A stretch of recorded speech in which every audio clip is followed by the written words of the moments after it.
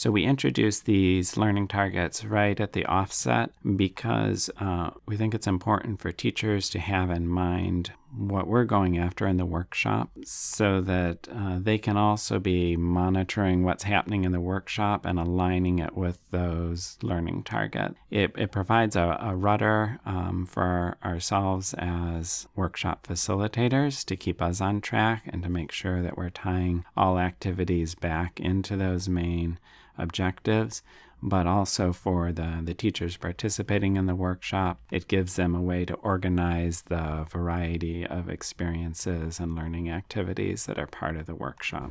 So in Next Generation Science Standards, it says, scientists use models to represent their current understanding of a system, or parts of a system, under study, to aid in the development of questions and explanations, and to communicate ideas to others.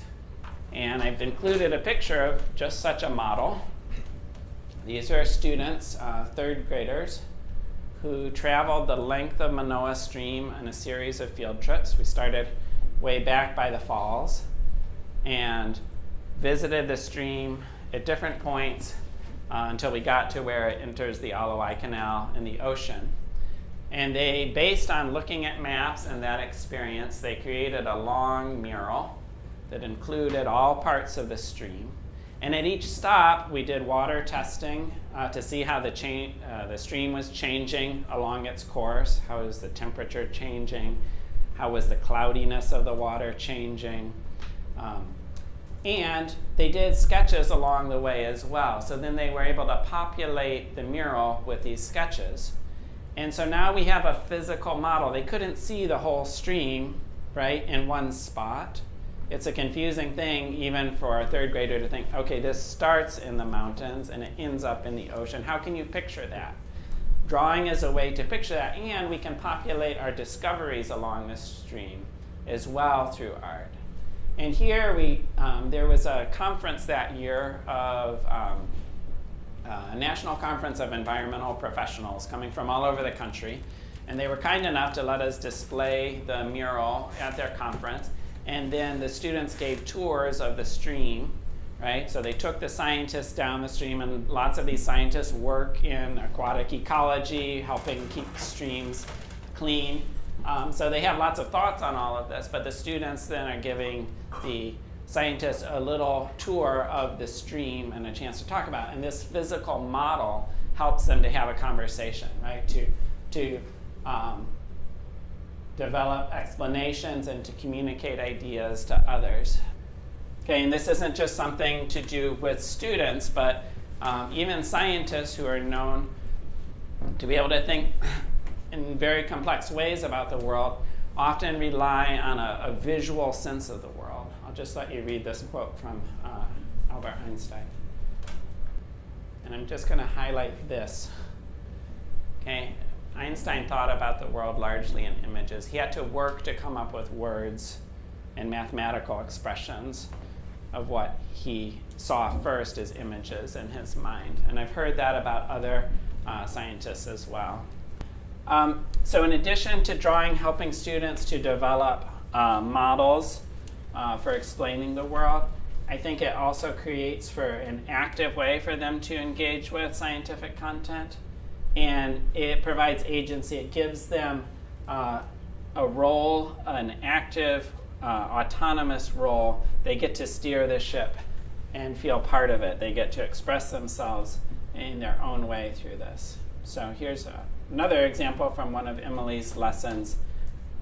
And there's a lot of scientific information here in terms of the structures and zooming in.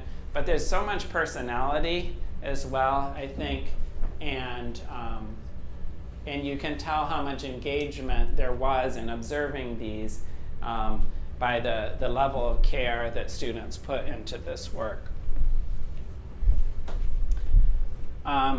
Drawing is a way to hone our observational skills. So here again is the student at Chaminade University.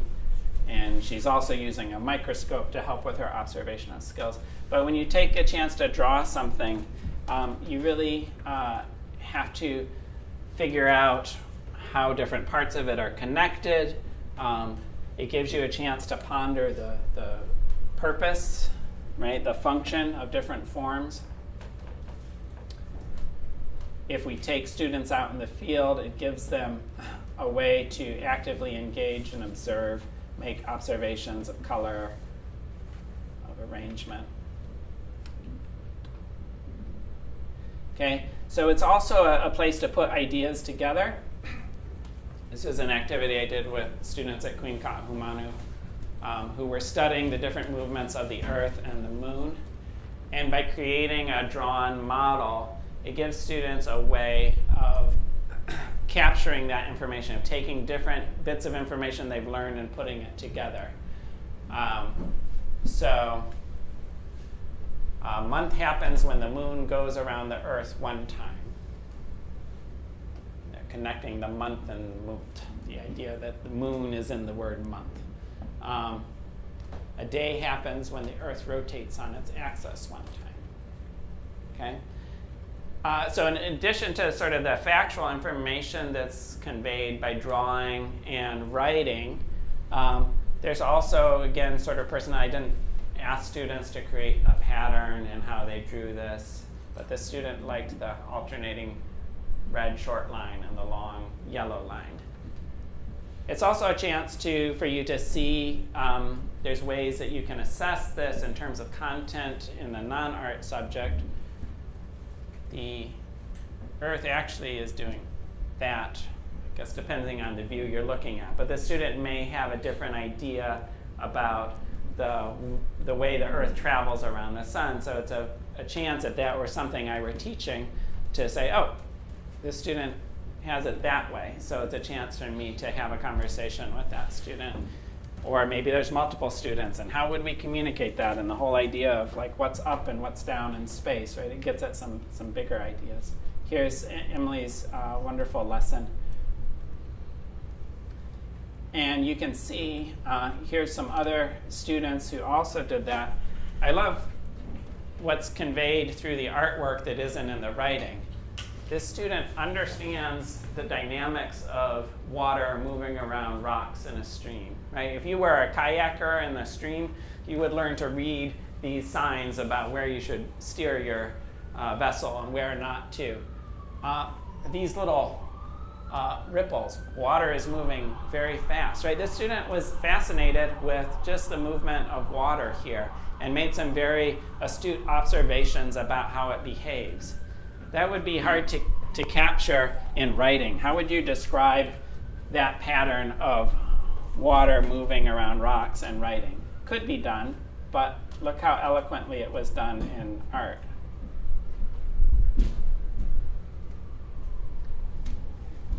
And we have the same assignment, but students really having their own agency and ability to go at it in different ways. I love there's like, it's a little spider web here, right? You can sense the joy of that discovery.